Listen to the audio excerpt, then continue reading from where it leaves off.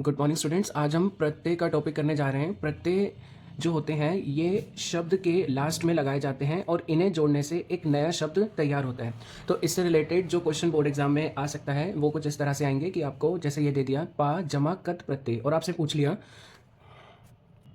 कि इसका प्रत्यय करिए और पुल्लिंग, स्त्रीलिंग और नपुंसकलिंग में इसके रूप लिखिए। तो आपको तीनों में इसके रूप को लिखना होगा, ठीक है। तो यहाँ पर पुल्लिंग में आपको याद रखना है कि जैसे बालक के शब्द अभी हम देखेंगे कि लास्ट में विसर्ग लगाने हैं। स्त्रीलिंग में हमें आग का डंडा लगाना होता है मेनली लास्ट में, और नपुंसकलिंग में लास्ट में माँ लगाना होता है। तो जैसे पा जमा कत प्रत्यय, तो ये किस में चेंज हो जाएगा? पितहा, पित्त और पीतम।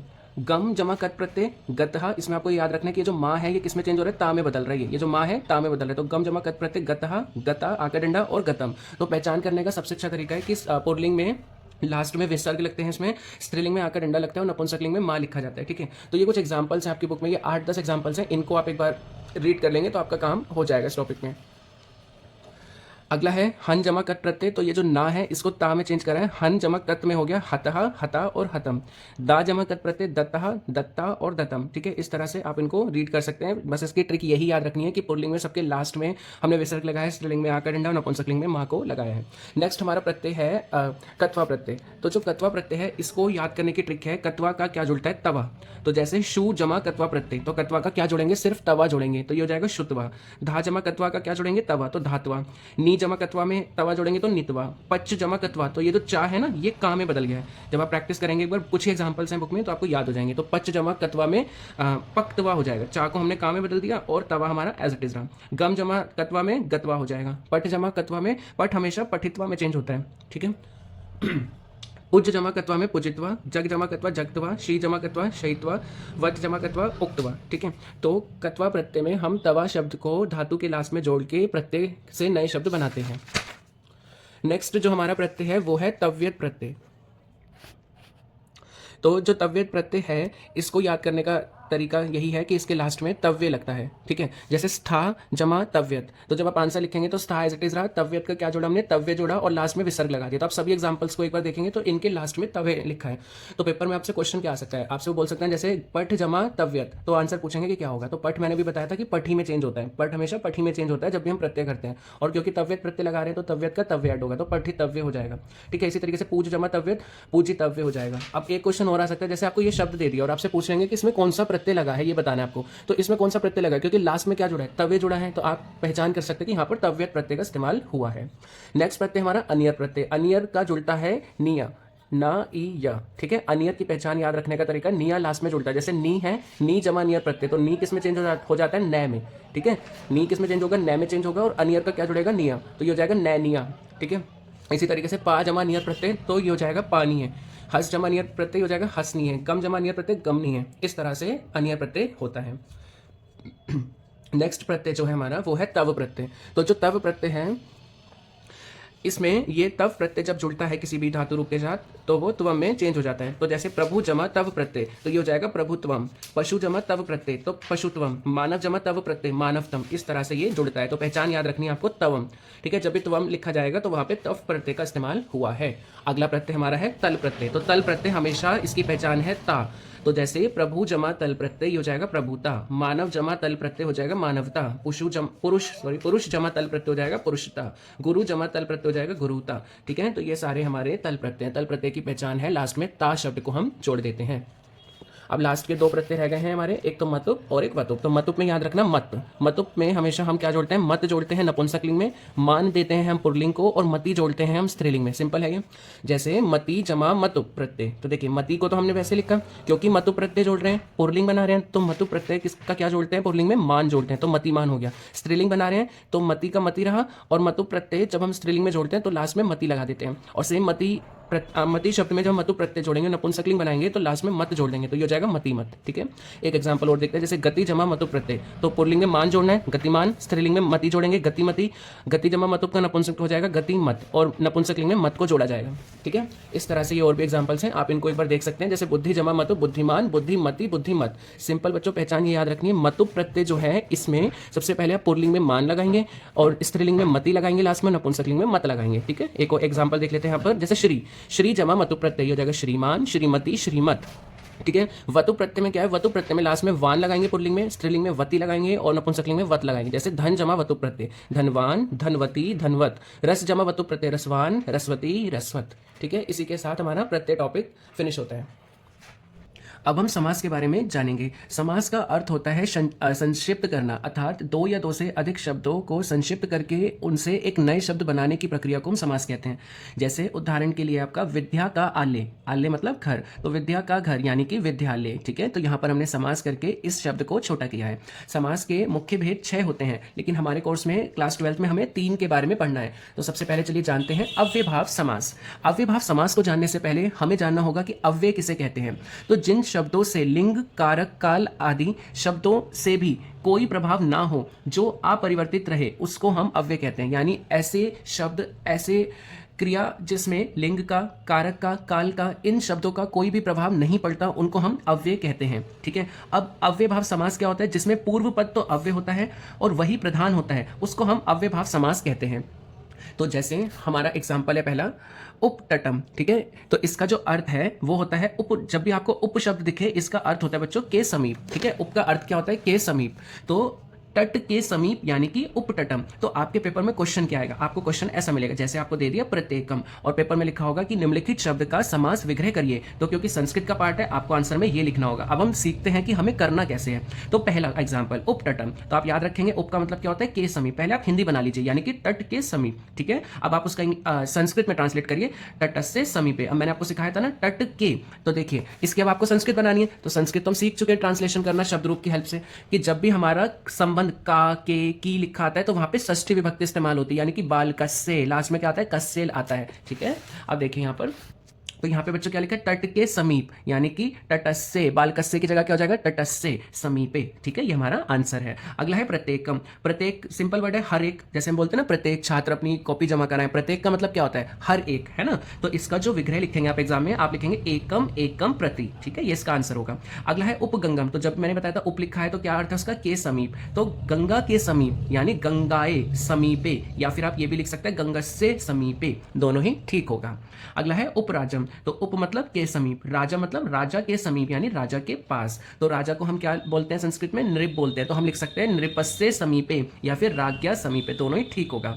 अगला है हमारा यथा कामम। तो एक चीज और याद रखनी है आपको, जब भी आपको यथा शब्द दिखे, इसका मतलब क्या होता है, के अनुसार। ठीक है, जैसे यथा कामम यानी इच्छा अनुसार, यानी कामम अंतिक्रम में। और जब भी हम इसका विग्रह करते हैं तो हम क्या लगाते हैं, अंतिक्रम में को लगाते हैं। अगला एग्जाम्पल जैसे यथाशक्ति में भी यथा आ रहा है, तो यथा मतलब क्या भी बताया मैंने आपको, के अनुसार। यथाशक्ति यानी शक्ति के अनुसार, तो शक्ति के। ठीक है, तो आप लिखेंगे शक्तिकम और लास्ट में क्या लगाएंगे, यथा वाले में अंतिक्रम में लगाएंगे। अगला वाला क्या, उपकृष्णम। उप जब भी दिखेगा इसका मतलब क्या है, के समीप यानी कृष्ण से समीपे। ठीक है, अगला एग्जाम्पल देखते हैं। अगला एग्जाम्पल है अधिगृहम। तो जब भी आपको अधि शब्द दिखेगा, इसका मतलब क्या होता है, पर। ठीक है, तो अधिगृहम मतलब, गृह मतलब घर, यानी कि अधिगृहम हो गया घर पर, तो गृहे इति। ठीक है, ये इसका विग्रह होगा। सहरी, सहरी मतलब क्या होता है, हरि के सदृश, तो हरे सादृशम, हमने इस चीज का ट्रांसलेट कर दिया संस्कृत में। निर्म शिकम, ठीक है, निर्म शिकम, तो ये हो जाएगा मक्खियों से रहित। तो निर्म शब्द जब भी आपको नी शब्द शुरुआत में दिखे तो उसका अर्थ होता है रहित। ठीक है, तो निर्मम, निर्म शिकम यानी मक्खियों से रहित, तो मक्षिकाणाम अभावः। तो जब भी नी शब्द दिखेगा आपको उसके लास्ट में विग्रह में क्या लगाना है, अभावा लगाना है। अब देखिए अगला है अनुरूपम। अनुविष्णु अनुदिनम। तो मैंने आपको बताया था जब भी आपको अनु दिखे, अनु का मतलब क्या हो जाएगा, के बाद। ठीक है, या फिर के किसी चीज का अभाव, वो के बाद हो जाएगा, के पीछे हो जाएगा, के योग्य हो जाएगा। तो जैसे अनुरूपम, तो ये हो जाएगा रूप के योग्य यानी रूपस्य योग्यम। अनुविष्णु, विष्णु के पीछे यानी कि विष्णु पश्चात। अनुदिनम, दिन के बाद, दिनस्य पश्चात, दिन के बाद यानी दिन के, यानी बालक के की तरह, बालकस्य यानी दिनस्य पश्चात। निर्जनम, जैसे भी बताया था कि जब भी शुरू में नी आएगा तो हम क्या करेंगे, इसका मतलब क्या होता है, का अभाव। ठीक है, तो निर्जनम यानी जन क्या होता है, लोग, लोगों का अभाव, तो जनानाम अभावः। प्रतिदिनम, दिनम, दिनम प्रति। ठीक है, ये हो जाएगा। आजनम, जन्म से लेकर, जन्मन प्रभुति। इसी तरीके से उपतीर्थम, तो उप का मतलब क्या होता है, के समीप यानी तीर्थ से समीपे। प्रत्यक्षम, प्रत्यक्ष का मतलब क्या होता है, के सामने। जैसे हम बोलते हैं प्रत्यक्ष गवाह है यानी आंखों के सामने जो है, तो आंखों को संस्कृत में बोलते हैं अक्षिणः, और सामने है मतलब प्रति। ठीक है, तो इस तरह से ये सारे हमारे अव्ययभाव समास के एग्जाम्पल हैं। आप इन सबको एक बार रीड कर लीजिएगा और इससे आपको हेल्प मिलेगी काफी एग्जाम में। अगला है हमारा कर्मधारय समास। तो कर्मधारय समास में क्या होता है, जहां पर पहला पद विशेषण और दूसरा पद विशेष्य होता है वहां कर्मधारय समास होता है। तो देखो विशेषण और विशेष्य क्या होता है, जैसे मैंने बोला पीला वस्त्र, ठीक है, तो यहां पर जो पहला पद है पीला वो क्या हो जाएगा, विशेषण हो जाएगा, और दूसरा पद क्या है हमारा वस्त्र, तो वो जाएगा विशेष्य, ठीक है। यानी वस्त्र की विशेषता क्या है कि वो पीला है, ठीक है। तो यहां पर जब हम विग्रह करते हैं पहले हम उसका अर्थ निकालते हैं कि हिंदी में अर्थ क्या है और फिर उसका संस्कृत में अर्थ लिखते हैं, विग्रह करते हैं। जैसे पीत पृष्ठम, तो पीत मतलब बच्चों होता है पीला और पृष्ठ मतलब क्या होता है, पेज हमारा। यानी संस्कृत से पहले आपको क्या करना है, रूल नंबर 1 हिंदी बनानी है। पीत पृष्ठम का पहले आपको मतलब समझना है, यानी कि पीला पृष्ठ यानी कि पीला पेज, ठीक है। अब आपको जब उसका संस्कृत में आंसर लिखेंगे एग्जाम में तो आप क्या लिखेंगे, पीला पृष्ठ को पीतम पृष्ठम, तो ये आंसर होगा। पीत कमलम यानी कि पीला कमल, तो ये हो जाएगा पीतम कमलम, ठीक है। घनश्याम, घन मतलब क्या होता है, काले बादलों के समान जो है घनश्याम, तो घन इव श्याम, इव मतलब क्या होता है, के समान, ठीक है। घन, घन मतलब काले बादलों के समान है जो श्याम, तो घन इव श्याम। चंद्रमुखम यानी चंद्रमा के समान मुख है जिसका, मुखम चंद्र इव, इव का मतलब आपको याद रखना है के समान, के समान को संस्कृत में बच्चों इव कहते हैं। तो चंद्रमुखम यानी चंद्रमा के समान मुख है जिसका, ये तो हिंदी हो गया। अब संस्कृत में कैसे लिखेंगे, मुखम चंद्र इव यानी मुख है चंद्र के समान जिसका, वो है चंद्रमुखम। नीला शव, नीला शव क्या होता है, नीला घोड़ा, यानी नीला है जो घोड़ा। अगर आपसे मैंने बोला नीला शव, तो ये मैंने बोला तो आपके माइंड में क्या आएगा, यानी कि नीला घोड़ा, यानी आप ऐसे बोल सकते हैं नीला है जो घोड़ा, तो नीला यानी कि नीलम, है जो को क्या बोलते हैं, चाशो। यहाँ पर संधि हुई है, चा जमा आसो में ना संधि हुई है, इसीलिए शॉर्ट में ऐसे लिखते हैं चाशो। तो चाशो मतलब होता है जो, अश्व मतलब घोड़ा, नीला है जो अश्व, नीलम है जो मतलब चाशो, घोड़ा मतलब अश्व, तो इसीलिए आंसर हुआ नीलम चाशो अश्व। महादेव, महान है जो देव, महान है जो मतलब चाशो, देवा महान चाशो देवा, महान चाशो यानी कि है जो आत्मा यानी कि महात्मा। रक्त वस्त्रम, लाल कपड़ा, रक्तम वस्त्रम, और इसमें एक चीज क्या याद रखनी है कि जो विभक्ति दोनों में लगाएंगे वो एक जैसी है। तो देखो रक्तम में भी मार है और वस्त्रम में भी मार है, पीतम में भी मार है, कमलम में भी मार है, ठीक है, तो सेम विभक्ति लगती है इनमें। नीलोत्पलम, नीला उत्पल यानी नीला कमल, तो नीलम उत्पलम दोनों में लास्ट में मां है। नीलाम्बुजम यानी नीला कमल, नीलम अंबुजम, ठीक है।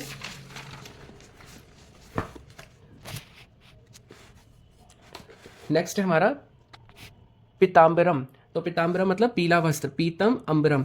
विद्याधनम, विद्या रूपी धन यानी कि विद्या एव धनम, ठीक है, विद्या के समान धन। सज्जना, सदाचारी पुरुष को हम सज्जन कहते हैं, यानी कि सत्य जनहा। महाधनम, महान है जो धन, तो हम यहाँ क्या लिख सकते हैं, महता चाशो धनम, क्योंकि है जो कि हमने क्या संस्कृत मैंने आपको बताई थी चाशो, तो हम ऐसे भी लिख सकते हैं महाना चाशो धनम। महावनम, महाना चाशो वनम, ठीक है। नीलांबरम, नीलम अंबरम। महापुरुष, महान चाशो मतलब है जो पुरुष। महाजना, महान चाशो जना, महान है जो जन, ठीक है।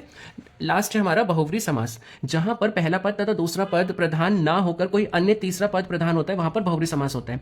जैसे लब्ध प्रतिष्ठ, तो इसका अर्थ क्या है, जिसके द्वारा प्रतिष्ठा लब्ध हो वह, ठीक है। और विग्रह क्या होगा, बस इसी चीज को हमने संस्कृत में ट्रांसलेट कर दिया।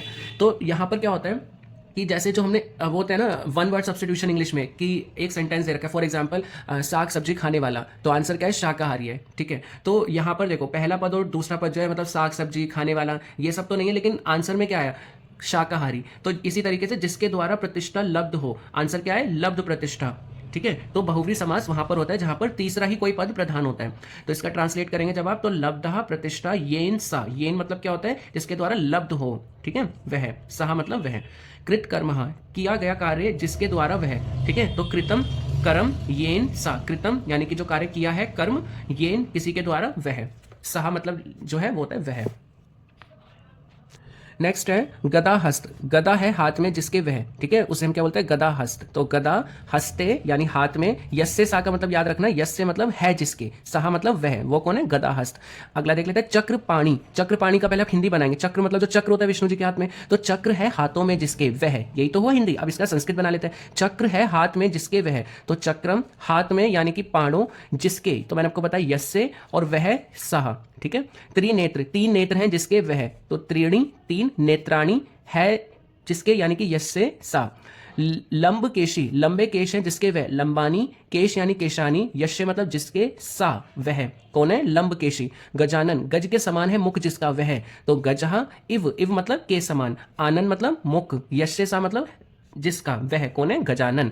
चतुरानन, चार मुख हैं जिसके वह। चत्वारः आनानी, आनानी मतलब मुख, यस्य मतलब जिसके, वह कौन है? चतुरानन। नीलकंठ, नीला है कंठ जिसका, वह वो कौन है? नीलकंठ। नीलः कंठः, यस्य जिसका है वह, सा। पीतांबर, पीले वस्त्र हैं जिसके वह, तो पीतम अंबरम यानी कि वस्त्र, जिसके यानी यस्य वह, सहा। श्वेतांबर, श्वेत वस्त्र हैं जिसके वह। श्वेतम अंबरम, जिसके वह, यस्य सा। लंबोदरा, लंबा है उदर जिसका वह। लंबा, लंबम, उदर मतलब शरीर, उद्रम, यस्य जिसका, वह, सा। ठीक है, तो ये हमारा विग्रह होगा। तो आपको मेन जो याद रखना है समास के टॉपिक में, सबसे पहले जो वर्ड दे रखा है अव्ययभाव समास में, तो आपको ये सारे वर्ड्स को याद करना है, एक बार प्रैक्टिस कर लेनी है इन वर्ड्स की। ओके, इसके बाद जो कर्मधारय समास है, इसके लिए आपको ये जब वर्ड दिया होगा तो आप उसकी हिंदी बना लें और हिंदी बनाकर उसका ट्रांसलेट करें। सेम हमारा बहुव्रीहि समास में भी आप पहले हिंदी बनाएं और फिर उसको ट्रांसलेट करें, इससे आपका आंसर आ जाएगा। Okay, thank you very much. I hope ये वीडियो आपके लिए काफ़ी हेल्पफुल होगी, और अगर आपको वीडियो अच्छी लगे तो please like, share and subscribe our channel. Thank you so much and wishing you a very best of luck for your board exam and your upcoming school exams. Thank you.